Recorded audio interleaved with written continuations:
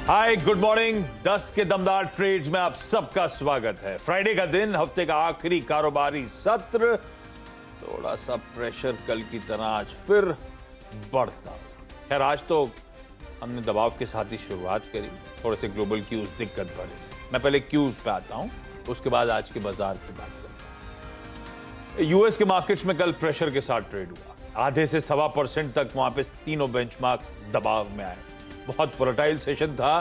दिन के लोस पे जाके डाउ बंद हुआ और उसके ऊपर आज फिर से डाउ फ्यूचर्स या यूएस के फ्यूचर्स थोड़ा सा और प्रेशर, इनफैक्ट आधे % तक की कमजोरी के साथ, आधे % से ज्यादा की कमजोरी के साथ फ्यूचर्स फिर ट्रेड कर।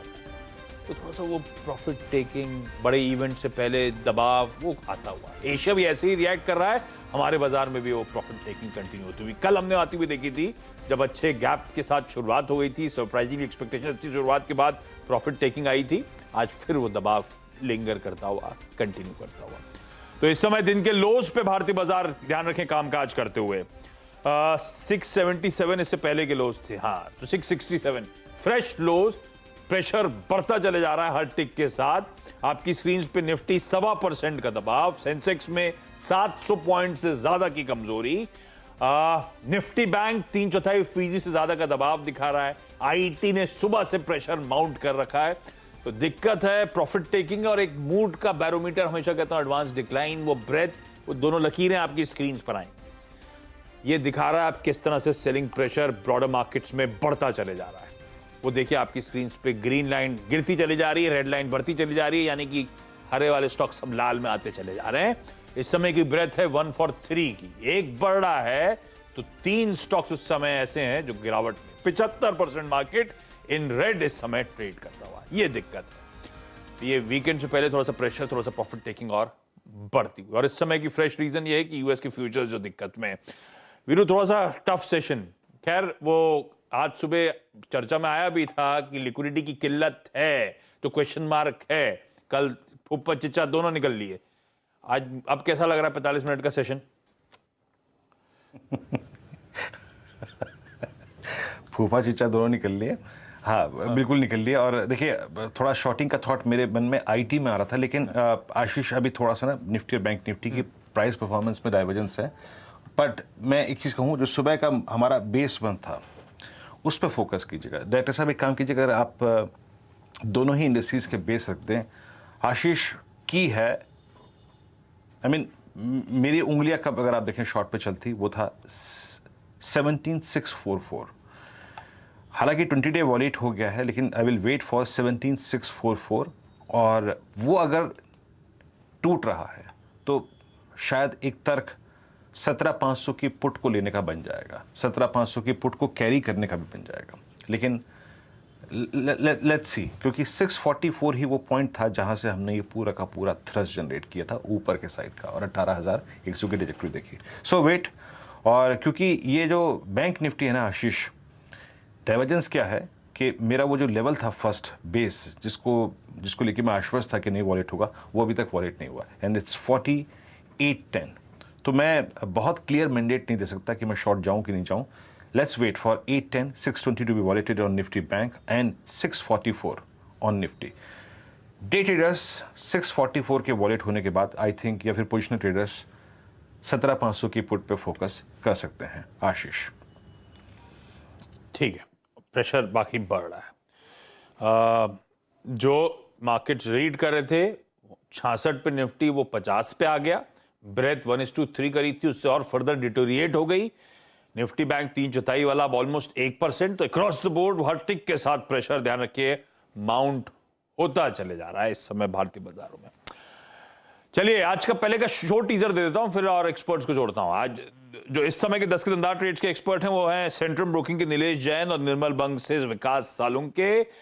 आप दोनों को गुड मॉर्निंग। बस आ रहा हूं आपके पास। आगे मार्केट बिग वॉइस की कड़ी में हीलियस इंडिया के सीईओ डिनशॉ ईरानी साहब हमारे साथ जुड़ेंगे, और उसके बाद कॉर्पोरेट स्कैन की कड़ी में आज हमारे साथ हैं पीवीआर पिक्चर्स के सीईओ कमल ज्ञानचंदानी साहब। उनसे भी होनी है चर्चा, लेकिन पहले बढ़िया 10 के दमदार ट्रेड्स। आप विकास क्या अप्रोच है भाई निर्मल बंग में आप लोगों का, और 10 के दमदार ट्रेड्स हैं कौन से? गुड मॉर्निंग आशीष जी, वीरेंद्र जी। देखो, ओवरऑल लास्ट 2 दिन पहले हमारे यहाँ से हमने एक सेल कॉल जनरेट किया था। हमारा एक टारगेट था 18,100 18,200 ऊपर की साइड में, बट वहां पे एक इमीडिएट रेजिस्टेंस फेस होते हुए देखने मिलेगा। तो लास्ट 2 दिन पहले ही हमारे यहाँ से निफ्टी पे एक सेल कॉल जनरेट किया था पोजिशनली। जो सेकेंड हाफ हम एक्सपेक्ट कर रहे हैं जो सितंबर सीरीज का, वो हमें वीक के साइड लग रहा है। और हमने यहाँ पे मेंशन भी किया था कि पहला टारगेट हमारा 17,700 रहेगा। अगर उसके नीचे अगर ये फिसलता है और उसके नीचे अगर क्लोजिंग बेसिस पे रहता है तो 17,500 ये नेक्स्ट टारगेट यहाँ पे देखने मिलेगा। ऊपर में 17,940 अभी यहाँ पे रेजिस्टेंस फेस होते हुए देखने मिलेगा। तो ओवरऑल अभी मार्केट का जो ट्रेंड है यहाँ पे स्लाइटली थोड़ा नेगेटिव हो सकता है, बट 17,700 17,500 के नीचे अगर जाता है तो वहां पे जो सेलिंग है वो एक्सटेंड होगी। बट ये 17,700 17,500 ये जोन जो है यहाँ पे मार्केट एक बार रुक सकता है। तो ओवरऑल यहाँ पे जो वीकनेस है मार्केट में बढ़ सकती है। जिस हिसाब से आईआईटी सेक्टर में मुझे लगता है जो वीकनेस यहाँ पे बढ़ते हुए देखने मिली, उसमें मुझे लगता है एलटीआई मुझे वीक लग रहा है। 45-50 के नीचे अभी वो ट्रेड करना स्टार्ट किया, तो मुझे लगता है नीचे में 4270 का टारगेट यहाँ पे आते हुए देखने मिल सकता है। ऊपर में 45-70 के आसपास का स्टॉप लॉस रखे तो यहाँ से सेलिंग इंक्रीज होते हुए देखने मिल सकती है। तो पहला कॉल रहेगा एलटीआई से। दूसरा रहेगा कोल इंडिया। देखो, कोल इंडिया लास्ट कुछ दिनों में एक ऊपर की रेंज में ट्रेड कर रहा था, वहां पे स्लाइटली एक प्रॉफिट बुकिंग देखने मिली, बट वो ऊपर में 240 238 ब्रेक नहीं कर पा रहा है। तो 236 के स्टॉप लॉस से इसको सेल करके जाना चाहिए। नीचे में 218 का टारगेट यहाँ पे कोल इंडिया में मुझे लगता है वापस रिटेस्ट कर सकता है। तो 220 218 के लिए कोल इंडिया को सेल करके जाना चाहिए। 236 का स्टॉप लॉस यहाँ पे रिकमेंड करूंगा। वो सेल कॉल आ गए भाई साहब। लार्सन टुब्रो, इन्फोटेक, एलटीआई और कोल इंडिया दोनों में बिकवा दी। दोनों के स्टॉप लॉसेस नोट डाउन करिएगा। नीलेश, आपका क्या मन भाई? Very good morning to Ashish ji, Virender ji and सभी को। देखिए, बाजार में नो डाउट हमें सेलिंग प्रेशर जरूर देखने को मिल रहा है, बट कहीं ना कहीं मल्टीपल सपोर्ट्स जोन है, तो ज्यादा बड़ी गिरावट यहाँ पे हमें नजर नहीं आती है। 17,500 तक मैक्सिमम यहाँ पे फॉल आता हुआ देख सकते हैं। अगर आज 17,650 के नीचे सस्टेन होता है तो हो सकता है इंट्राडे में ही अनदर 100 पॉइंट का फॉल हमें देखने को मिले। जो ओवरऑल स्ट्रक्चर है, थोड़ा सा हम कंसोलिडेशन देखने को मिल सकता है। तो मिक्स आइडियाज है। सबसे पहले यहाँ पे कॉन्ट्राबैट लेनी चाहिए कोचिन शिपयार्ड में। देखिए, ओवरऑल इस पर्टिकुलर स्पेस में काफी अच्छा मोमेंटम हमें देखने को मिल रहा है आज के सेशन में। और कोचिन शिपयार्ड में देखें तो एक रिवर्सल यहाँ पे आता हुआ नजर आ रहा है। तो करंट लेवल पे इसे लॉन्ग करने की सलाह होगी। 400 तक का एक इमीडिएट टारगेट को ध्यान में रख के चलना चाहिए एंड 382 का यहाँ पे स्टॉप लॉस रखना होगा। तो सबसे पहले लॉन्ग साइड में एक कॉल होगा कोचिन शिपयार्ड पे। वहीं जो दूसरा स्टॉक है वो है माइंडट्री पे शॉर्ट करना है। माइंडट्री देखिए, एक स्ट्रक्चर यहाँ पे डैमेज होता हुआ नजर आ रहा है। ओवरऑल आईटी स्पेस में कंटिन्यूसली हम एक गिरावट का दौर देख रहे हैं और यहाँ से और कंटिन्यू होता हुआ नजर आ सकता है। और ओवरऑल माइंडट्री में निचले स्तरों पर देखें तो 3150 तक के टारगेट हमें आते हुए देखने को मिल सकते हैं। 3235 का यहाँ पे स्टॉप लॉस रखना होगा।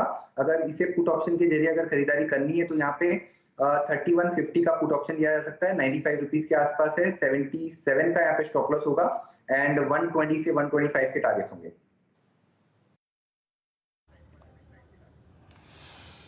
ओके, माइंडट्री पे आप देखिए आपका सेल कॉल है। चलिए अब विषय को थोड़ा बदलते हैं। इन सेल कॉल से, बाय कॉल से, ट्रेडिंग से थोड़ा सा दूर हट के इन्वेस्टमेंट की बात करते हैं। और हमारे साथ दिनशो ईरानी साहब जुड़े हैं, सीईओ हेलियस इंडिया की बातचीत करने के लिए। पता है आशीष, 2010 में एक मूवी आई थी पीपली लाइव। उसका बड़ा ही, अगर आप देखें, बहुचर्चित गाना था एक, सखी सैया तो खूब ही कमात हैं, महंगाई डायन मार जात है। अब ये डायन यहाँ ना हो पर यूएस में तो ज़रूर है। दिनशो सर नमस्कार, कार्यक्रम में स्वागत है आपका। ये यूएस का कोर इन्फ्लेशन, ये यूएस का अगर आप देखें inflation, food inflation, I think इतनी बड़ी वाइल्ड फिगर्स के बाद अब जिस प्रकार के रेट हाइक्स की बात हो रही है वहाँ पे लाइंड अप है जिस प्रकार के रेट हाइक्स। अब आपका व्यू, मेरा व्यू, किसी और का व्यू में 25 का अंतर हो सकता है, बट ये सब्सटेंशियल रेट हाइक्स वहाँ पे अगर आप देखें लाइंड अप हैं। ऐसे में क्या अब ये बाजार जो कि जुलाई अगस्त में एक सब्सटेंशियल गेन लेके बैठा था, इस इवेंट के मद्देनजर सरेंडर कर सकता है क्या? आपका व्यू क्या है? वीरू जी, धन्यवाद शो पर आमंत्रित करने के लिए। देखिए, एक तो आप पहले चीज तो ये आप गैर कीजिए कि इंडिया का फंडामेंटल्स किधर है। अभी आप देखिए कि हम इंडियन इकोनॉमी प्रॉब्ली एक दुनिया में शायद अगले 3-4 सालों में फास्टेस्ट ग्रोइंग इकोनॉमी होगी। तो वो तो आप डिनाई नहीं कर सकते इंडिया को। और वो मेन रीजन दो ही है उसमें। एक तो है कि इंटरनल कंजम्पशन, जो कि हमारा, जैसे हमने आपको पहले भी बताया था, एक ट्रेंड हमने फाइंड आउट किया, जो 30-35 करोड़ लोग हैं जो कंज्यूमर बेस होता है, जो कोई कोई तो कंट्रियों में 2 कंट्रियां 3 कंट्रियां मिला के भी इतना बड़ा पॉपुलेशन नहीं मिलता। ये तो कंज्यूमर बेस की बात हो रही है। तो वो consumer base is now kicking in, और वो consumption will drive the economy. Okay, तो आप 5 ट्रिलियन इकोनॉमी जो बात कर रहे हैं, आप 3 साल 4 साल 5 साल जब भी होगी हो जाएगी, लेकिन 5 ट्रिलियन तो गिवन है। एक वो था। दूसरा है कि इंडिया जो आज की तारीख में probably IT was a recognised space for India. IT outsourcing की बात करो तो इंडिया का नाम आता था। वो हमें लग रहा है अभी थोड़ा चेंज हो रहा है, क्योंकि आईटी के अलावा मैन्युफैक्चरिंग में भी फोकस आ रहा है इंडिया में, और वो बहुत ही अच्छी बात है। अगर ये दोनों मर्ज हो जाए, चाइना का जो ग्रोथ थोड़ी स्टोरी था वो तो मैन्युफैक्चरिंग आउटसोर्सिंग का ही था सिर्फ, यहाँ तो आईटी और मैन्युफैक्चरिंग दोनों का कॉम्बिनेशन की बात हो रही है। तो ये तो अगर जो हो गया तो बहुत ही बढ़िया। इसलिए हमें लग रहा है कि इंडिया ऐसा मार्केट रहेगा जो कोई विदेशी निवेशक है उसको वो इग्नोर नहीं कर सकता। ये मार्केट उसको जब भी कोई वैल्यू दिखेगा तो यही दिखेगा। दूसरी तरीके से भी देखें तो ये देखिए कि चाइना प्रॉब्लम जारी है वहां पे तो स्लो डाउन आ रहा है, इसलिए इंटरेस्ट रेट कट रहे हैं। यूरोप में तो हालत वैसे ही बुरी है। एक बार ये एनर्जी क्राइसिस सॉर्ट आउट हो तो ही यूरोप को देख सकते हैं। तीसरा हमारा यूएस जो है वो अगेन वहां पे भी इन्फ्लेशन को लेके बहुत ही बुरे हाल हैं। जैसे आपने इंटरेस्ट रेट हाइक की बात की, तो कौन सा मार्केट रह जाता है? प्रॉब्ली इंडिया ही रह जाता है एक मार्केट जहां पे इतना बड़ा पैसा एब्जॉर्ब हो सकता है। तो एक आप ये सोचिए। लेकिन अभी ये सब बोल दिया, बहुत ही बढ़िया था इंडिया के लिए, लेकिन अभी प्रॉब्लम ये है कि अगर जो दुनिया में करेक्शन हो रहा है, मतलब आपके ग्लोबल मार्केट्स में, जो कि हमने 2008 में सीखा था ये बड़ा सा लेसन, कि इंडिया में कोई प्रॉब्लम नहीं था, ग्लोबल फाइनेंशियल क्राइसिस अलग था, इंडिया के बैंक बहुत बढ़िया कर रहे थे, फिर भी मार्केट में हमारे करेक्शन आया क्योंकि ग्लोबली प्रॉब्लम था। तो ये हम नजरअंदाज नहीं कर सकते, इसको हमें ध्यान देना पड़ेगा। तो हमें ऐसा लग रहा है कि given the internal strength that India has and looking at the global problems, हमें ये लग रहा है कि यहाँ पे भी करेक्शन होगा, लेकिन इतना बड़ा क्योंकि चले नहीं है। एक्चुअली हम ज्यादा नहीं चले हैं, जो भी चले वो लास्ट 2 महीने में चले, और ईयर टू डेट देखो तो फ्लैटिश ही है, मतलब कुछ ज्यादा 3-4% ऊपर होंगे ज्यादा से ज्यादा, तो वैसा मेरे इंडाइसेस तो वो है। लेकिन चलने के लिए the market, global market has to kick in, so वो उसकी वेट हो जाएगी। तो इसलिए हमें लग रहा है कि यहाँ पे छोटा नीचे ऊपर होता रहेगा, लेकिन एक बैंड में हमारा मार्केट रहेगा for the next couple of month. और एक्चुअली हमें तो ये लग रहा है कि ईयर एंड तक प्रॉब्ली यूएस में भी थोड़ी क्लैरिटी आ जाएगी, बिकॉज जो भी होना है ये क्वार्टर में होना है। आपके अक्टूबर से दिसंबर के quarter is a very dicey quarter for US. तो वहां पे अगर जो प्रॉब्लम सॉर्ट आउट हो जाता है, मतलब रेट हाइक्स होंगी, सब होगा वहां पे ये क्वार्टर में, तो इसके बाद देखते हैं। तब तक तो हमें लग रहा है कि ग्रीन डाउन मार्केट है। ठीक है, सेकेंड हाफ ग्लोब के लिए टफ रहेगा। उस ग्लोबल सेल ऑफ से हम अछूते तो नहीं रहेंगे। तो ये ऐसा नहीं है कि हम अभी तक तो डी कपल काली स्टोरी चले जा रही है, वो ये जरूर है कि ये लंबा नहीं खींच सकता। आप आइसोलेटेड नहीं रह सकते ग्लोबल लैंडस्केप से। Ajay, good morning sir. ये सब बोलते हैं पैनिक नहीं करना है, कॉशियस रहना है। अरे मैंने तो पोर्टफोलियो बना रखा है, अब इसमें कॉशन कैसे बरतूं? अच्छा जी, अच्छा सवाल पूछा आपने। पैनिक नहीं करना है क्योंकि बेचना नहीं है आपको, बस उसके लिए पैनिक नहीं करना है। और कॉशन तो हमें, जैसे हमने क्या किया, हमने कहा कि अभी ग्लोबली इश्यूज होने वाले हैं, तो अगर जो ग्लोबल इश्यू हो जाए तो ग्लोबल फेसिंग हमारे पास कौन से स्टॉक्स हैं।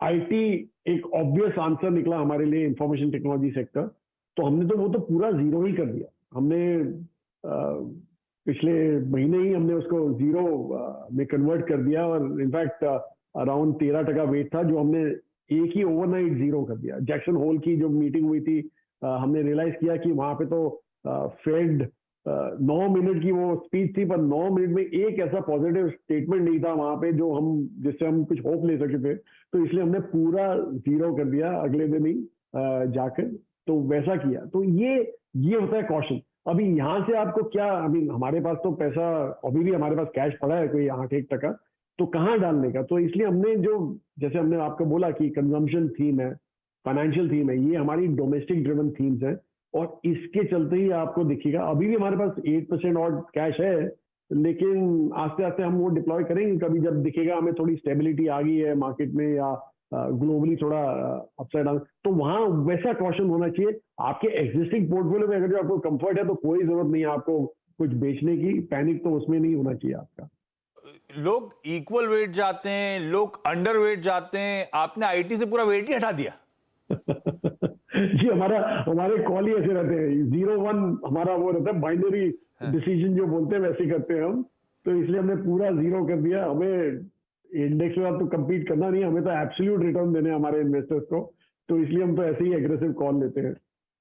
आईटी को लेके इस तरह की कंसर्न्स क्यों? ये वो फियर ऑफ मिसिंग आउट नहीं कि एकदम से मूव कर गया तो मैं मिस आउट कर दूंगा उस पूरे, तो इसीलिए कुछ लोग इक्वल वेट अंडर वेट रहते हैं लेकिन कुछ एक्सपोजर रखते हैं। इस तरह का बोल्ड कॉल ईरानी सर क्यों? किस तरह के चैलेंजेस आप देख रहे हो, और इतने एक्सट्रीम की इतनी स्ट्रॉन्ग हेडविंड्स कि मैं पूरा ही हटा दिया स्टॉक माल? सी देखिए, एक्चुअली आप अगर जब प्री कोविड से कंपेयर करें वैल्यूएशन इंडियन आईटी के, तो उनके जो वैल्यूएशन थे वो अराउंड 40% प्रीमियम, 40 to 50, इनफैक्ट किसी केस में 60-70% प्रीमियम पहुंच गए थे, और एक स्टॉक में तो प्रॉब्ली 100% प्रीमियम था, 100 भी नहीं, 120-30% प्रीमियम होगा, तो वैसा था। नाउ आपने कॉल क्या लिया था जब आप प्रीमियम दे रहे थे इनको from pre Covid level? The call was कि इनके जो रेवेन्यू ग्रोथ है, जो उस समय कोई 3-4% हुआ करती थी डॉलर टर्म्स में, वो revenue growth will go to 11, 12, 13, mid teens, उल्टा ये सब सोच के हम लोग बैठे थे कि वो एग्रेसिव ग्रोथ हो जाएगी, because world was looking at digitisation, cloudification वगैरह, एआई, मशीन लर्निंग, ऑटोमेशन, ये सब हमने सुना, तो हम भी एग्रेसिव हो गए थे उस समय कि प्रॉब्ली यही चाहिए दुनिया को, और इसलिए वैल्यूएशन भी उनके एक्सपैंड हो गए और 40 से 50% प्रीमियम पे कोट हो रहे थे। लेकिन अभी ये जो प्रॉब्लम हुई यूरोप में और यूएस में, तो इट्स, और यूरोप तो एक्चुअली बहुत ही ज्यादा, आप हम यूएस की बात करते हैं क्योंकि वो बड़ा विजिबल है, लेकिन यूरोप में तो बहुत ही ज्यादा, और हमारे मतलब आप अगर जो वहां पे रियल इंटरेस्ट रेट की बात करें तो -9 और 10% के आसपास घूम रहे हैं, जो कि एक मतलब बिल्कुल ही एंड ऑफ द कर्व जो बोलते हैं ना, बेल कर्व, उसका एंड में, एक्सट्रीम एंड में ऐसा होता है कि इतना मोटा आपको कभी मिलेगा, तो वहां पे तो बहुत ही एफर्ट लगने पड़ेंगे सेंट्रल बैंक के to come up that curve as such. तो अगर जो, और यूरोप का एक्सपोजर हमारे मोस्टली हमारे आईटी कंपनी में 25 से 30% एक्सपोजर रहता है, तो अगर जो वहां पे ग्रोथ स्लो डाउन होने वाला है ये दो मार्केट में, यूरोप और यूएस में, तो ऑब्वियसली इनके वैल्यूएशन भी कंप्रेस होंगे, मे बी मार्जिन में इतना इंपैक्ट नहीं आएगा क्योंकि मैन पावर जो इश्यू पहले हो रहे थे because of demand outstripping the supply, वो शायद इन लाइन आ जाएंगे, लेकिन जब टॉप लाइन ग्रो नहीं होगी तो बॉटम लाइन ग्रो नहीं हो सकती। इसलिए हमारा यही कॉल था कि ये वैल्यूएशन जो है प्रीमियम वो सस्टेन नहीं करेंगे, they will more or less come back in line with, क्योंकि ऑलरेडी आप देखिए जो बड़े बड़े हाउसेज हैं उन्होंने अपने एस्टिमेट्स काट दिए हैं, और आज की तारीख में दे सेइंग कि 6-7%, 6-7 भी मैं ज्यादा बोल रहा हूँ, लेकिन 6% is the kind of growth in dollar terms that they looking at. तो आप रुपी में अगर कन्वर्ट करो तो वो 8-10% हो जाता है उसका रुपी में, जो हमारा जीडीपी भी ग्रो करता है उतने, तो रुपी टर्म्स में तो इट्स ऑब्वियस कि आपको और ज्यादा अच्छी स्टोरियां मिल जाएंगी जो डोमेस्टिक ड्रिवन स्टोरियां होंगी, which are much cheaper than कोई ट्रिगर नहीं है, कोई रैशनल नहीं है, कोई रीजन नहीं है आईटी में बने रहने का इस समय। ये आपने फेस्टिवल की शॉपिंग शुरू कर दी क्या? दिवाली वाली की तैयारी शुरू करी क्या ईरानी सर? जी हमने तो नहीं की, पर हमारे पब्लिक ने शुरू कर दिया बिल्कुल ही। आप देखिए जिस हिसाब से मैं और वीरू कुर्ता पजामा खरीद रहे हैं, आप कुर्ता पजामा बनाने वाली कंपनी को खरीद डाल रहे हो। ये वेदांत फैशन, ये जो आईटी से पैसा निकाला वेदांत फैशन में क्यों चला गया? नहीं जी, वेदांत में पहले से था तो वो तो बहुत ही अच्छा कर दिया, इसलिए हमने और ज्यादा नहीं डाला है क्योंकि वो खुद ही अपने आप हमारा वेट ज्यादा हो गया है वहां पे, तो इसलिए बस हम दूसरे स्टॉक ढूंढते रहते हैं थोड़े यहाँ वहां से। तो फिर ये जो पैसा निकला, एक तो फ्लोज अच्छे आ रहे होंगे, आई एम अज्यूमिंग, आईटी से पैसा निकला, ये चैनलाइज कहाँ हो रहा है? किस तरह के स्टॉक्स आपने आइडेंटिफाई करे? मैं चर्चा में जोमेटो भी आता हुआ सुन रहा था, वो भी खरीद लिया आप लोगों ने? जी हाँ, वहां पे एवरेज किया हमने क्योंकि भाव नीचे आ गया था, इसलिए हमने एवरेज किया था वहां पे। पर जो हमने लिया, नाम तो नहीं बताऊंगा, लेकिन हमारा फाइनेंस सेक्टर पे हमेशा हमारा व्यू बड़ा बुलिश रहा है, और हमें लगता है कि जो जैसे मैंने बोला कि 5 ट्रिलियन की इकोनॉमी है, तो वो ड्राइव करने के लिए आपको एक स्ट्रॉन्ग फाइनेंशियल सेक्टर चाहिए होगा। और ना ही सो अभी की आज की तारीख में हमारे पास इन बैंकिंग सिर्फ टॉप एंड बैंक्स वगैरह लार्ज कैप बैंक थे, तो वहां पे हमने हमारा एक्सपोजर मिड कैप्स में थोड़ा ध्यान टर्न किया, और ऐसे 2-3 नए नाम ऐड किए हैं वहां पे बैंक्स में और फाइनेंशियल सेक्टर में। तो वो हमने किया है क्योंकि हमें लग रहा है कि यहाँ पे भी तेजी अभी आनी बाकी है, दीज आर रीजनेबली प्राइस, तो उसके चलते हमने थोड़ा डाइवर्सिफाइड किया है in the bank sector, private sector bank. चलिए रिंशॉ sir, thank you so much जुड़ने के लिए, धन्यवाद। थैंक यू शुमार होने के लिए, हमेशा की तरह बढ़िया व्यू शेयर करने के लिए। कॉर्पोरेट स्कैन में पीवीआर पिक्चर्स के सीईओ कमल ज्ञानचंदानी सर आपको आपकी स्क्रीन पे नजर आएंगे। Kamal sir hi, good morning, thank you सुबह सुबह जुड़ने के लिए। ये मेरे बगल में मेरे सहयोगी सुमित बैठे हैं और इन्होंने बताया था कि नेशनल सिनेमा डे है फ्राइडे को, तो 75 का टिकट मिलेगा पूरे हफ्ते। रोज सुबह आईआरसीटीसी की वेबसाइट की तरह मैं पीवीआर का सिनेमा का खोल के बैठा हुआ था कि टिकट बुक करने, वो विंडो खुली नहीं और अब पता चला वो टाल दिया एक हफ्ता। सर ऐसा क्यों करा? जी, कुछ सिनेमा घरों से रिक्वेस्ट थी कि और मैं ये मल्टीप्लेक्स एसोसिएशन ऑफ इंडिया के बिहाफ पे ये बात कर रहा हूँ, तो कुछ सिनेमा घरों की ये रिक्वेस्ट थी कि हम लोग भी पार्टिसिपेट करना चाहेंगे, पर हमें कुछ चाहिए टाइम और ज्यादा इस इनिशिएटिव को अच्छे तरीके से मार्केट और प्रमोट करने के लिए। तो उनके रिक्वेस्ट को ध्यान में रख के एक हफ्ते से इसको पोस्टपोन किया। एक हफ्ते मतलब अब अगले फ्राइडे को आपको वो सस्ते टिकट, नेशनल सिनेमा डे सब लोग सेलिब्रेट कर रहे होंगे, पर कहा जा रहा है शायद ब्रह्मास्त्र एक्सपेक्टेशन से बेहतर डिलीवर कर रही है इसलिए टाल दिया गया है। ऐसे ब्रह्मास्त्र देखी क्या आपने? जी मैंने देखी, पहले दिन और पहले शो में देखी और मुझे बहुत अच्छी लगी। और मुझे ये भी लगा कि इंडियन फिल्म इंडस्ट्री के लिए एक जंप है, जहाँ पे एक इंडस्ट्री की पहले एक पोजीशन थी उससे कहीं ज्यादा लेवल ऊपर इंडस्ट्री को लेके गए हैं इस फिल्म के साथ, और मेरे को बहुत पसंद आई। ब्रह्मास्त्र का भी एक छोटा रीजन है इसको पोस्टपोन करने का, कि कुछ सिनेमा घरों को लगा कि अभी जब ब्रह्मास्त्र एक इतना अच्छा प्रदर्शन कर रही है उसमें अगर इंटरफेयर ना करें, तो वो भी एक रीजन है। पर मेन रीजन ये था कि सिनेमा घर जो पार्टिसिपेट करना चाहते थे वो चाहते थे कि उनको मार्केटिंग प्रमोशन का और टाइम मिले।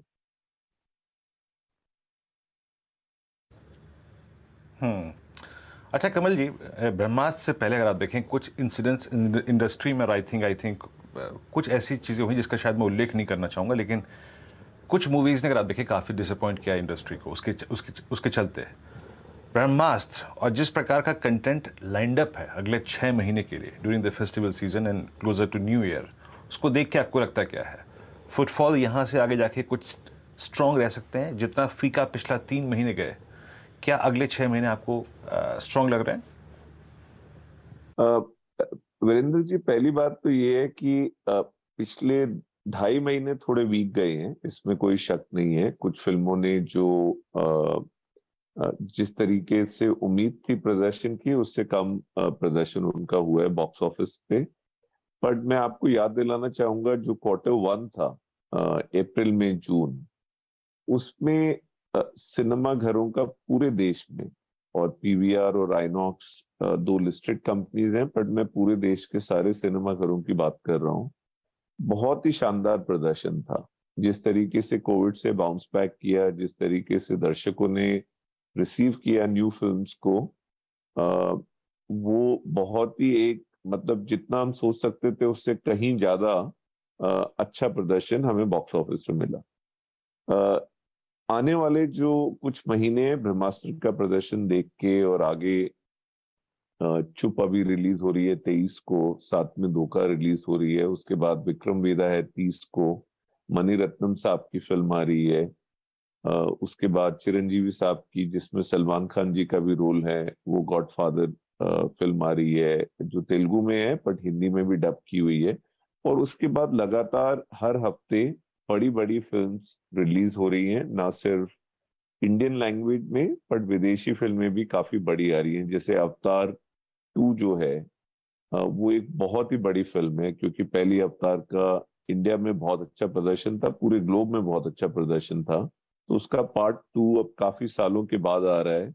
वो दिसंबर में रिलीज होगी। ब्लैक एडम दिवाली में रिलीज होगी। ब्लैक पैंथर नवंबर में रिलीज होगी। तो लगातार विदेशी फिल्में, इंडियन फिल्में, अलग अलग लैंग्वेजेस में बड़ी बड़ी फिल्म्स आ रही हैं अक्टूबर, नवंबर, दिसंबर में, और वो जनवरी, फरवरी, मार्च तक ये फ्लो फिल्म्स का चलता रहेगा। हम लोग बहुत कॉन्फिडेंट हैं कि जिस तरीके से Q1 अप्रैल, मई, जून में परफॉर्मेंस हुआ, उसी तरीके का परफॉर्मेंस हमें Q3 में भी देखने को मिलेगा।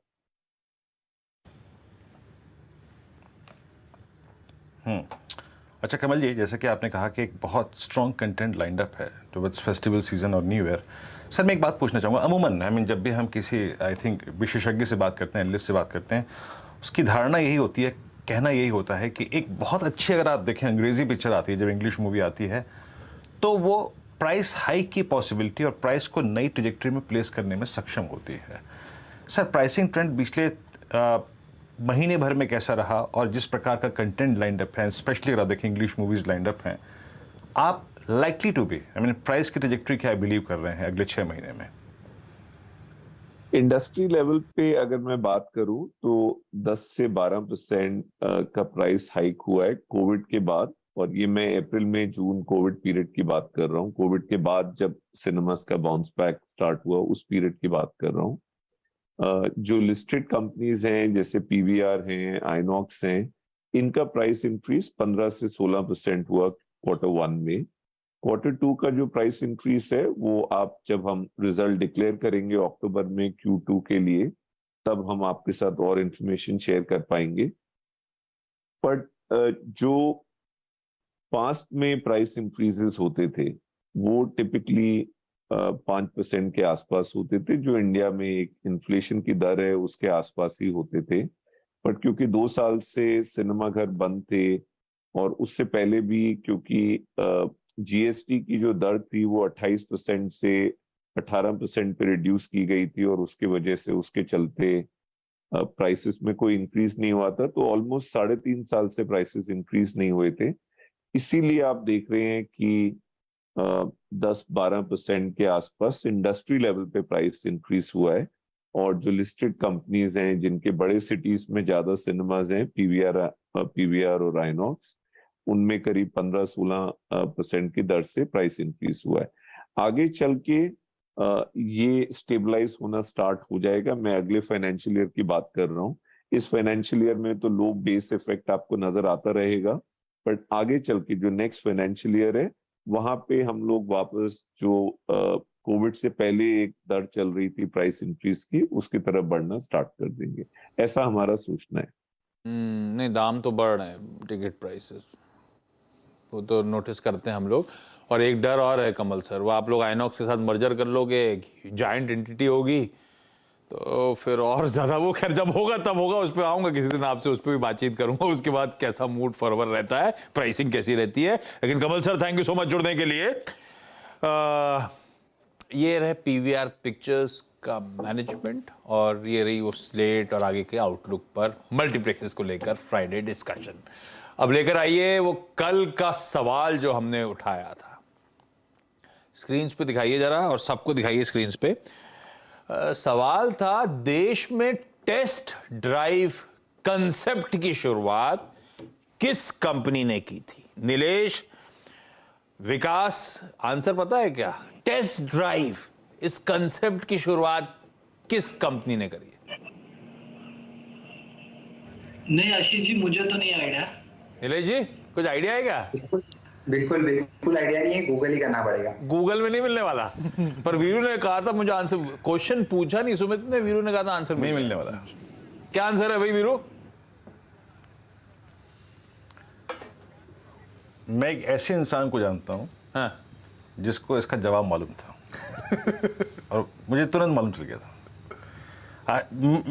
अब मैं बताऊं कि गाड़ी का नाम कौन सा था, मॉडल कौन सा था, ईयर कौन सा था, मैं बता नहीं सकता मैं आपको, बट सुमित टीवीएस मोटर्स। बिल्कुल सही यार ये तो कल ही सही बोल रहे थे यार। मतलब कल पता था, सच में पता था क्या?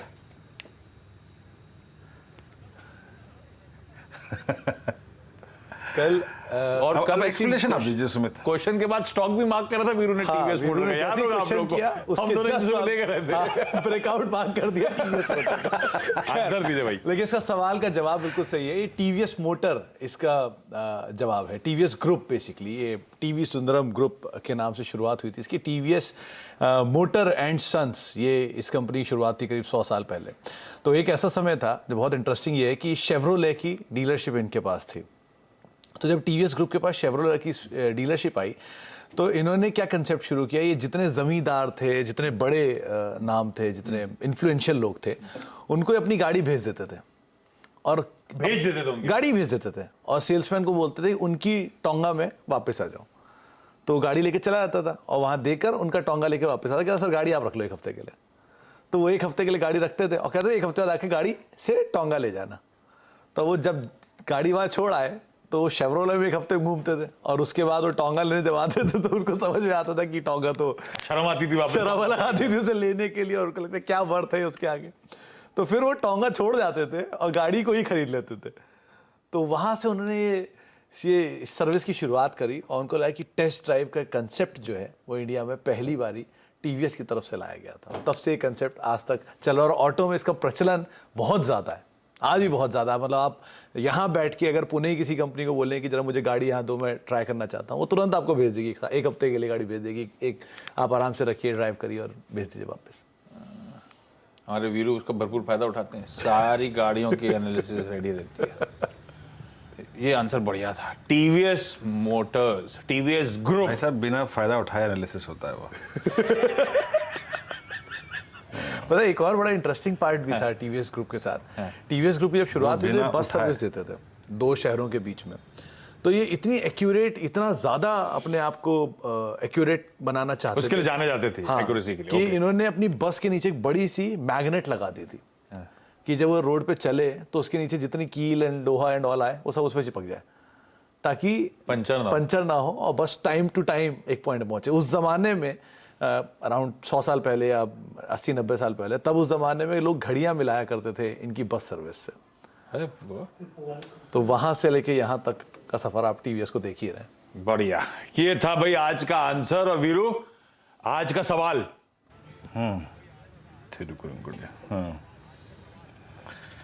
जी हाँ, आज का सवाल भी बड़ा इंटरेस्टिंग है और जब जवाब इसका सोमवार को मैं दूंगा तो वो आपको और इंटरेस्टिंग लगेगा। वैसे आप पढ़ लेंगे, मेरे ख्याल से बहुत अच्छी तरीके से पढ़ लेंगे। आज का सवाल है, एक किताब है man eaters of Kumaon. Man eaters of Kumaon ये किसने लिखी थी? इसकी रीजनिंग अगर आप देखें इसके पीछे बहुत अच्छी है। मैन ईटर्स ऑफ कुमाऊं ये किसने लिखी थी किताब, पुस्तक? आशीष। तो आपको नेट पे तो शायद मिल जाए, उसके पीछे की रीजनिंग, उसके पीछे की स्टोरी, वो भी important. Man eaters of Kumaon ये किताब किसने लिखी थी? इस सवाल के जवाब पे लौटेंगे मंडे को अब 10:20 पे। चलिए, इस नोट पर आपका धन्यवाद नीलेश जी जुड़ने के लिए। And Sumit, over to you. तो सवाल जवाब का सिलसिला